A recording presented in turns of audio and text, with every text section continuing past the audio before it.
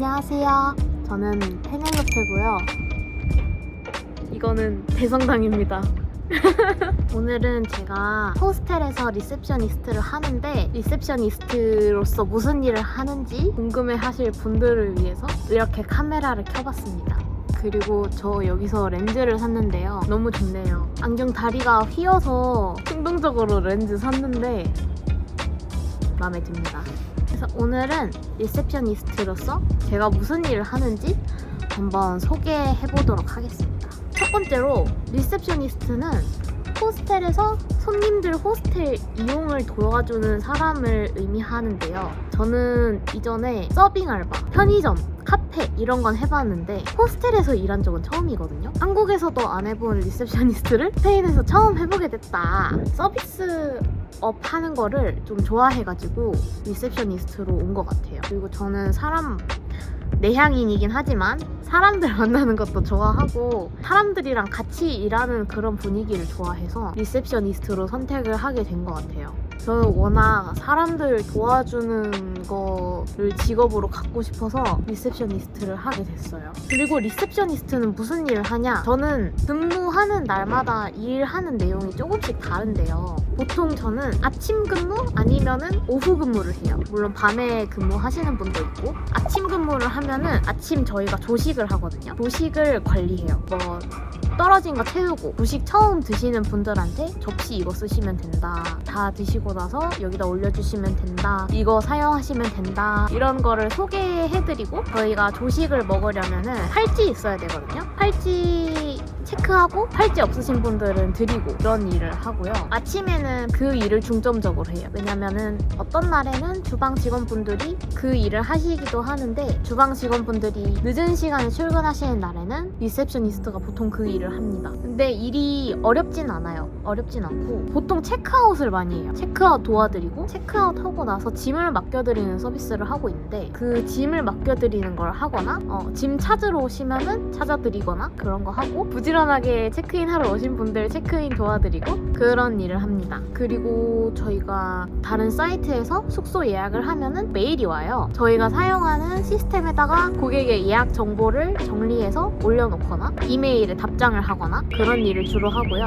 오후 근무를 할 때는 체크인을 주로 합니다. 저희가 체크인 시간이 오후 3시라서 주로 체크인을 하고요. 뭐 짐 맡기신 거 돌려주는 거 똑같이 하고 그 외에 잡다한 것들 그룹 예약 관리를 한다던가 그룹이 예약을 하면은 그 정보를 미리 받아서 정리를 미리 한다던가 호실을 저희가 배치를 잘 해야 돼요. 어떤 분들은 보튼 베드, 아래층 베드를 원하시는 분들도 있고 뭐 탑 베드를 원하시는 분들도 있고 그런 상황들에 대비해서 미리 누가 어느 호실에 들어갈 건지 그런 거를 좀 조정을 하고 이 호실이 청소가 완료되었는지 그런 것들을 체크하고 그런 일을 하고요. 이메일 답장하는 것도 똑같이 합니다. 대충 일하는 내용들은 다 비슷한 것 같아요. 근데 오후에 일을 하면은 체크인이 끝나고 나면은 대체로 할 일이 별로 없어요. 그래서 일찍 퇴근하는 날도 있고 그러면 이득인 거죠. 그런 날도 있어요. 그리고 근무할 때 되게 중요한 것들은 고객을 응대하는 건데요. 다들 여행 오신 분들이니까 질문하시는 것들이 많아요. 예를 들어서 알람브라로 갈 건데 버스 타고 가야 될까요? 걸어가야 될까요? 이런 질문이나 버스 카드 어디서 사나요? 충전기 어디서 사요?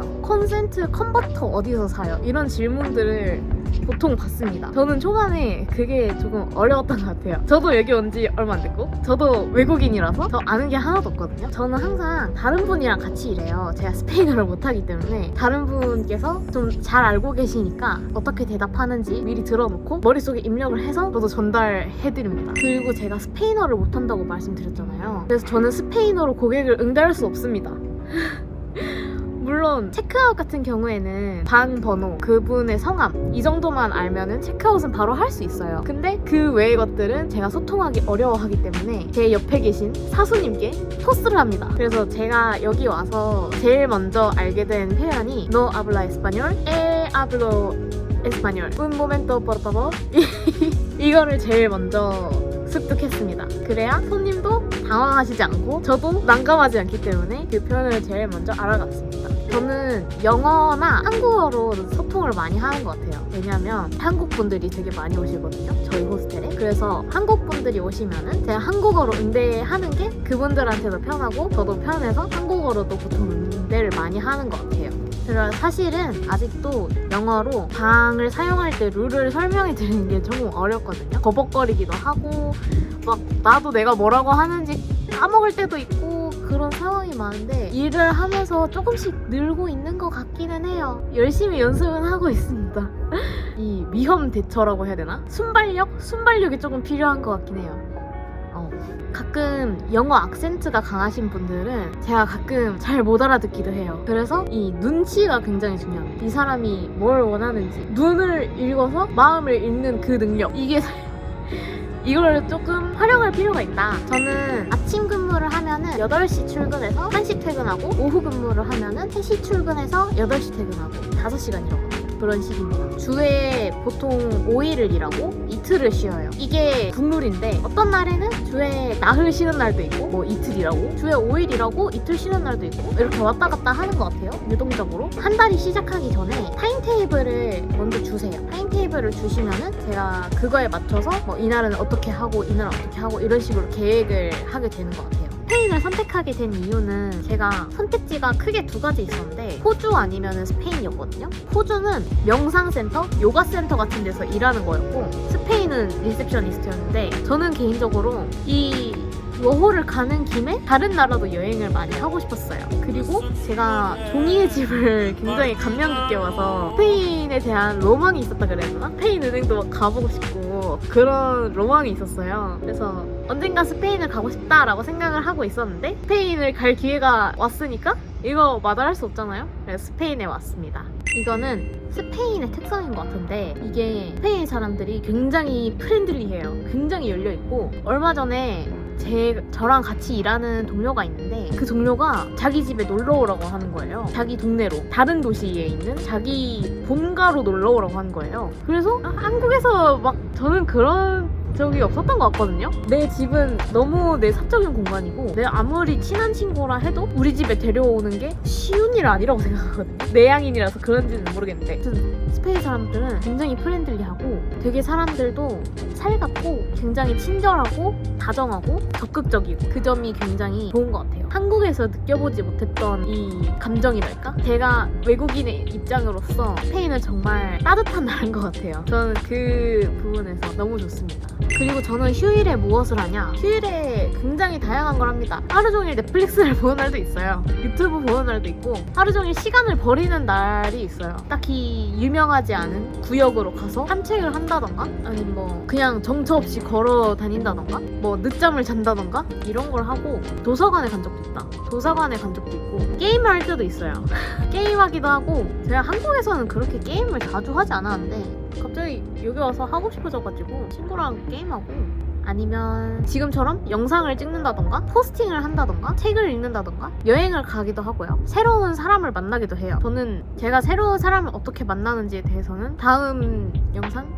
언젠가 영상에서 또 다뤄보는 걸로 하고, 저는 그렇게 다양한 휴일을 보내고 있습니다. 근데 제일 중점적인 거는 뭔가 막 억지로 뭔가 하려고는 하지 않는 것 같아요. 늦잠 자고 싶으면 늦잠 자고 싶은 대로, 뭐 오늘 나 싫다 이러면은 그냥 유튜브 보고 넷플릭스 보고 시간 그냥 날리고, 저는 그런 식으로 생활하고 있어요. 하지만 내가 후회하지 않을 정도로만 그런 식으로 생활하고 있어요. 대체로 내 맘대로라고 보시면 돼요. 저는 이 일을 어떻게 구했냐? 저는 잡 에이전시를 통해서 일을 구하게 됐는데요. 왜냐하면 스페인은 청년 실업률이 굉장히 높기 때문에 와서 일을 구하기는 쉽지 않다. 그리고 제가 스페인어를 못하기 때문에 더 쉽지 않다. 저는 안전빵으로 잡 에이전시를 통해서 일을 구하고 확정이 난 뒤에 여기로 왔어요. 면접도 줌으로 보고 그 잡 에이전시랑 면접 준비하고 인터뷰 준비하고 이런 것들을 했던 것 같아요. 그리고 면접 보고 확정 나서 여기로 왔어요. 바람이 많이 부네. 돈을 얼마 받냐?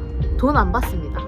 네, 돈을 안 받고 일해요. 약간 봉사 같은 개념이죠. 대신에 도미토리 6인실에 침대 하나 제공받고 조식을 제공받아요. 그리고 세탁비, 어메니티 같은 거, 그런 것들을 제공받고 저는 무급으로 근무를 합니다. 근데 사실 딱히 불만이 없는 게, 여기 시티센터에 산다는 것 자체가 굉장히 저에게는 이득인 것 같았고, 근무 강도도 엄청 힘들거나 막 몸을 막 쓰고 해야 된다거나 이런 게 아니기 때문에 저는 상당히 만족하고 있습니다. 돈을 깎아 먹으면서 생활을 하는 거긴 하지만 이것도 경험이 아니겠어요? 저는 돈을 목표로 하고 여기 온 게 아니라 해외에서 사는 거 자체를 목표로 하고 왔기 때문에 저는 불만 없습니다. 그리고 특히 베드 위치를 좋은 곳을 줘요. 6인실인데 이 6인실도 막 문 열자마자 바로 침대가 보이는 이런 자리도 있고 살짝 구석에 있는 베드도 있고 뭐 탑베드, 보튼베드 이런 것도 정할 수 있고요. 그 부분이 괜찮았다. 싱글룸은 아니어서 다른 고객들이랑 같이 지내긴 해야 되지만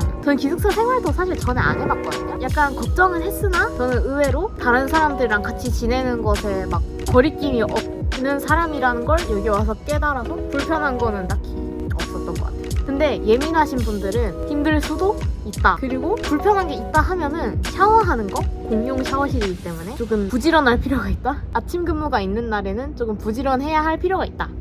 그 정도. 제가 일을 하면서 제일 기분이 좋을 때는 제가 고객님한테 만족스러운 서비스를 제공해드렸을 때 제가 응대를 해드리고 그 고객분이 땡큐 감사해요 이런 말을 하면서 가실 때 그때 굉장히 만족스럽고요. 뭔가 어려움을 가진 고객들한테 내가 먼저 나서서 도움을 줬을 때 이럴 때 굉장히 희열을 느낍니다. 사실 그리고 그거보다 좋은 것들은 호텔 베드이기 때문에 아주 푹신합니다.